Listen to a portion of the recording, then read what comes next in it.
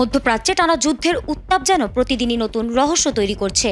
2 সপ্তাহ আগেই হামলায় নিহত হন ইরানের সর্বোচ্চ নেতা আলী খামেনি, যার পর থেকেই অঞ্চল জুড়ে উত্তেজনা চরমে। সেই অস্থিরতার মধ্যেই এবার নতুন জল্পনা শুরু হয়েছে ইসরায়েলের প্রধানমন্ত্রী বেনিয়ামিন নেতানিয়াহুকে ঘিরে। সামাজিক মাধ্যমে ছড়িয়ে পড়া একটি অদ্ভুত এআই সৃষ্ট ভাষণ ঘিরে প্রশ্ন উঠেছে, নেতানিয়াহু আসলে কোথায়? তিনি কি নিরাপদে আছেন, নাকি এর আড়ালে লুকিয়ে আছে অন্য কোনো রহস্য?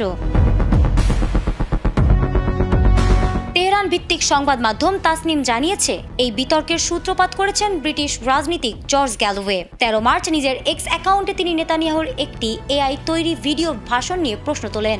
ভিডিওটিতে বেশ কিছু অস্বাভাবিক বিষয় চোখে পড়ে। সবচেয়ে আলোচিত ছিল নেতানিয়াহুর হাতে 6টি আঙুল দেখা যাওয়ার বিষয়টি।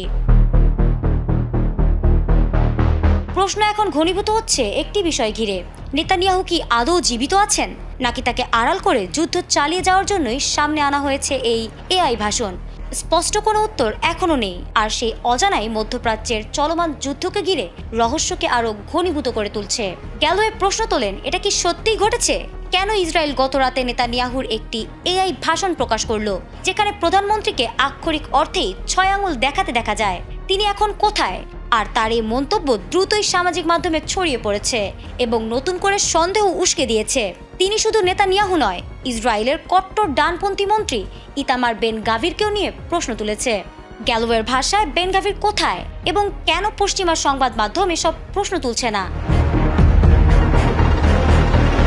বিশ্লেষকদের মতে চলমান যুদ্ধ পরিস্থিতির মধ্যেই এই রহস্য আরো গভীর হয়েছে। গত 28 ফেব্রুয়ারি যুক্তরাষ্ট্র ও ইসরায়েলের যৌথ হামলার পর ইরানের বিভিন্ন সামরিক ও বেসামরিক স্থাপনায় ব্যাপক ক্ষয়ক্ষতি হয়েছে। সেই হামলার পর থেকেই ইরান প্রতিশোধমূলক অভিযান শুরু করে, যেখানে ক্ষেপণাস্ত্র ও ড্রোন হামলার মাধ্যমে আঞ্চলিক ঘাঁটি এবং ইসরায়েলি অবস্থান লক্ষ্যবস্তু করা হয়। এমন উত্তপ্ত পরিস্থিতির মধ্যেই নেতানিয়াহুর হঠাৎ জনসম্মুখে অনুপস্থিতি নতুন জল্পনার জন্ম দিয়েছেন। কেউ বলছেন নিরাপত্তাজনিত কারণে তাকে গোপন স্থানে রাখা হয়েছে, আবার কেউ সন্দেহ করছেন এই এআই ভাষণ কি আসলে কোনো বড় সত্য আড়াল করার চেষ্টা।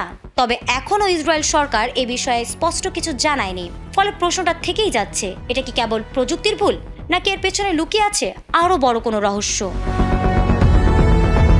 ফারহানা হক, এটিএন বাংলা।